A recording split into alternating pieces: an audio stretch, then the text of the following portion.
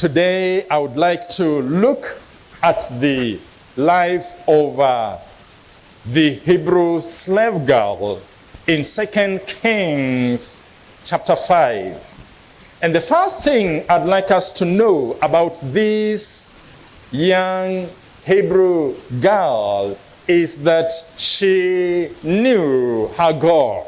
Something I believe had happened in the life of this young girl when she was growing up. I believe that she was taught about the true living God of Israel. And even as she was taken into captivity, I believe that she continued trusting the God that she knew, the God she had been taught about. Listen to what she says in verse 3.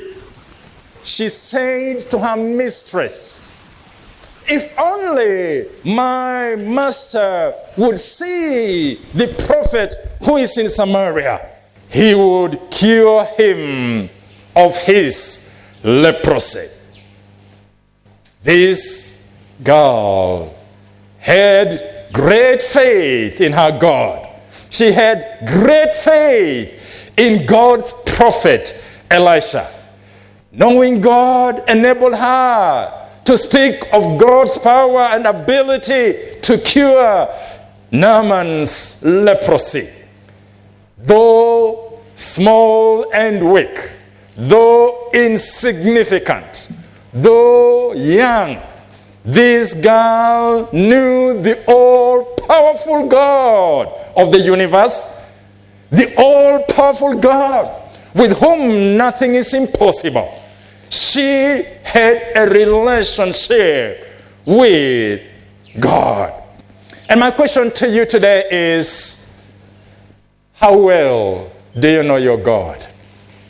Knowing God will enable you not only to trust in Him, but also to introduce others to Him. And I put it to us that we need to know our God, friends.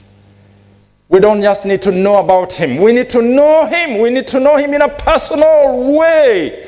To have a loving, living, intimate relationship with Him. We can get to know God better by reading His Word. We can get to know God better by, spending time with Him in prayer. We can get to know God better by having fellowship with one another.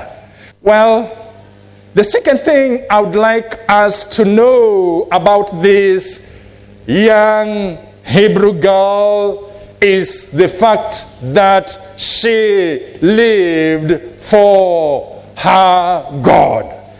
I find it very interesting that Naaman believed this young slave girl, seemingly without question. Why would such a senior government official, Naaman, listen to a simple slave girl who had been captured from an enemy country? She must have lived with so much credibility that there was no question mark about what she was saying. She must have lived for her God even in this strange foreign country. She must have lived such a life of integrity, I believe. 2 Kings chapter 5 verse 4 and 6 says, Naaman went to his master and told him what the girl from Israel had said. "By all means, go," the king of Aram replied. "I will send a letter to the king of Israel." So Naaman left, taking with him 10 talents of silver, 6,000 shekels of gold, and 10 sets of clothing. The letter that he took to the king of Israel read, "With this letter I am sending my servant Naaman to you, so that you may cure him of his leprosy." For her master to take her seriously, she must have lived out her faith in such an exemplary way. And friends, it is said that actions are often more revealing than words.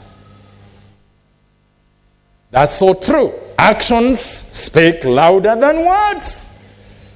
Before most non-Christians accept the Bible as credible, they want to know that we are credible.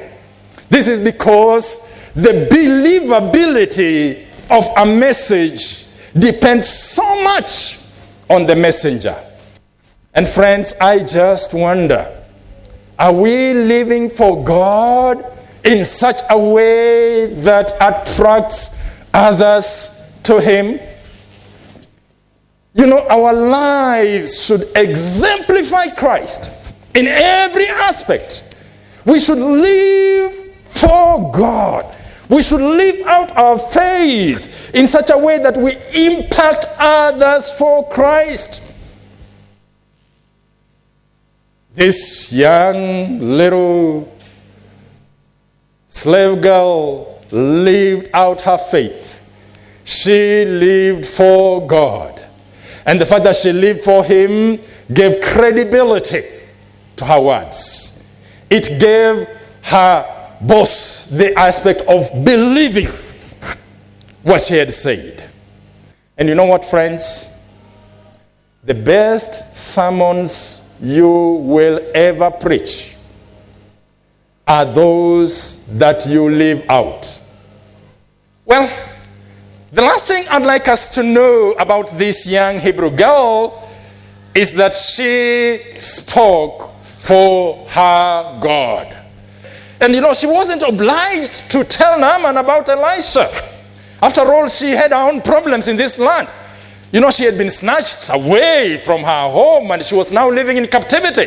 And having been captured from her homeland, this young servant girl could easily have developed anger against her captors. She could easily have resented Naaman and be glad to see him continue with his suffering.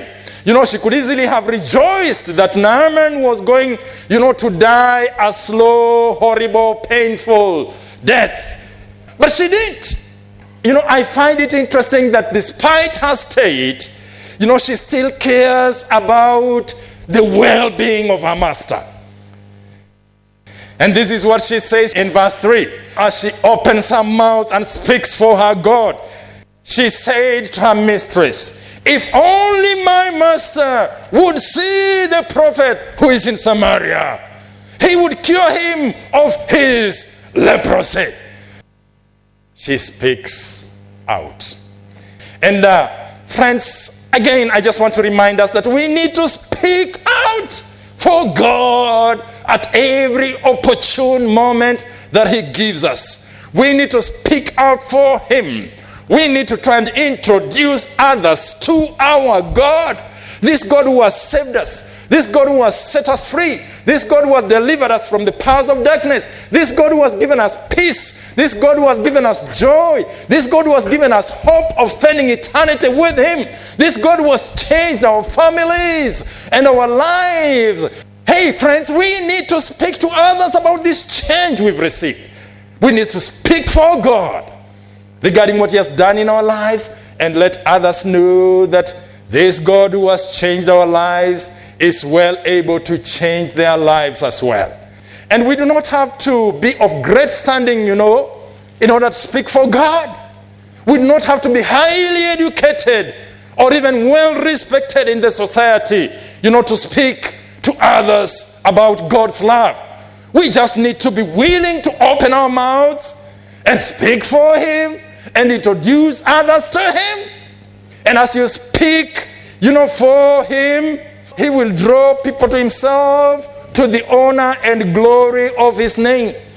How I pray that we shall be a people who know our God. How I pray that we shall be a people who live for our God. And how I pray that we shall be a people who speak for our God.